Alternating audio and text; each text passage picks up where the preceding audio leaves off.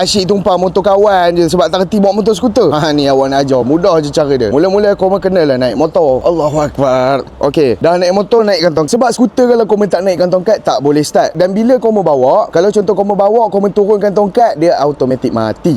Alright. And then untuk motor ni dia skuter. Okey, kunci kena dekat dengan koma. Start dia macam mana? Koma tengok dekat bawah ni ada tempat start dia. Dia keyless tau. Dia tak pakai kunci biasa, dia pakai remote. So koma tekan, dari keluar lampu biru.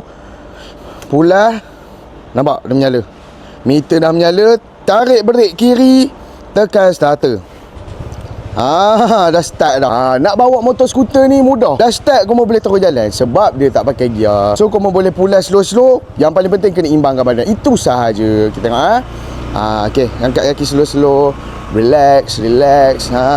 Pulas sikit-sikit. Yang mana baru belajar, pulas lepas. Janganlah kau buat handle nak bawa laju-laju. Bawa slow-slow. Ada orang begitu, imbangkan badan. Jangan terbalik. Dia simple je. Bawa skuter ni simple lah sangat-sangat. Senang kan? So kalau kau dapat belajar, jangan lupa like, share dan komen. Bye-bye.